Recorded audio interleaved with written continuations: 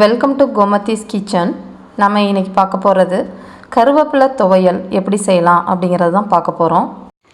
இப்போ ஒரு கடாயில் 1 டேபிள் ஸ்பூன் அளவுக்கு நல்லெண்ணெய் சேர்த்துக்கலாம். எண்ணெய் நல்லா சூடானதுக்கு அப்புறமா 1 டேபிள் ஸ்பூன் அளவுக்கு உருட்டு உளுத்தம்பருப்பு சேர்த்துருக்கிறேன்.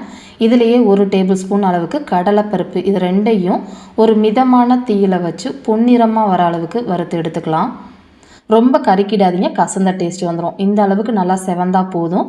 இப்போ ஒரு ஜாரணி கரண்டியை வச்சுட்டு அதில் இருக்க பருப்பை மட்டும் எடுத்துருங்க. அதே எண்ணெயை வச்சு மற்ற சாமான்கள்லாம் வதக்க ஆரம்பிச்சிடலாம். இதிலே பார்த்திங்கன்னா ஒரு சின்ன பீஸ் கட்டி பெருங்காயம் போட்டிருக்கேன். பொடி பெருங்காயம் அப்படின்னா நீங்கள் தாளிக்கிறப்ப கூட சேர்த்துக்கலாம். இது எண்ணெயில் நல்லா பொரியணும். கூடவே ஒரு சின்ன நெல்லிக்காய் சைஸில் புளி எடுத்துருக்கிறேன். அந்த புளியையும் இந்த எண்ணெயிலே போட்டு ரெண்டுமே நல்லா பொரிஞ்சு வரணும்.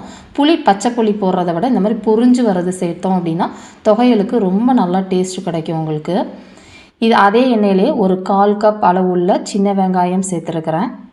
2 வெள்ளைப்பல்லு பூண்டை நான் கட் பண்ணி சேர்த்துருக்கிறேன். இது எல்லாமே இந்த அளவுக்கு கண்ணாடி பதம் வர அளவுக்கு வதங்கினதுக்கு அப்புறமா நல்லா 1 கப் அளவுள்ள கருவேப்பிலை, இளம் கருவேப்பிலையாக சேர்த்துருக்கிறேன். முத்தின கருவேப்பிலை அப்படின்னா 3/4 கப் மட்டும் சேர்த்துக்கோங்க, இல்லாட்டி கசந்த டேஸ்ட் வந்துடும்.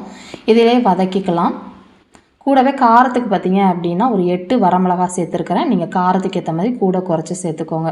போட்டுட்டு இதை ஒரு 2 நிமிஷம் நல்லா இந்த மாதிரி வதங்கினதுக்கு அப்புறமா ஒரு 1/4 கப் அளவுள்ள துருவின தேங்காய் சேர்த்துட்டு, இந்த தேங்காய் பார்த்திங்க அப்படின்னா இன்னும் கொஞ்சம் அந்த ட்ரை ஆகணும், அந்த அளவுக்கு மட்டும் வதக்கிக்கலாம்.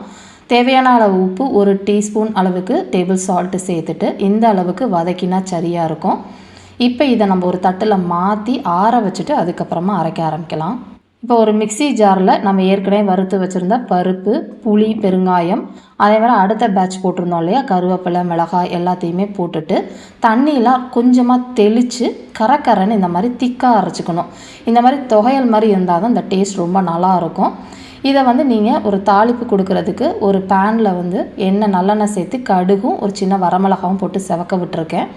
போட்டு அதில் ஊற்றிட வேண்டியதான். ரொம்ப சுவையான கருவேப்பிலை துவையல் ரெடி ஆகிடுச்சு. இதே மாதிரி அளவுகளோட நீங்களும் செஞ்சு பார்த்துட்டு எப்படி இருக்குங்கிறத கமெண்ட் பண்ணுங்கள். வீடியோ பிடிச்சிருந்துச்சு அப்படின்னா லைக் பண்ணுங்கள், ஷேர் பண்ணுங்கள். மறக்காமல் சேனலை சப்ஸ்கிரைப் பண்ணி வச்சுக்கோங்க. தேங்க்ஸ் ஃபார் வாட்சிங்.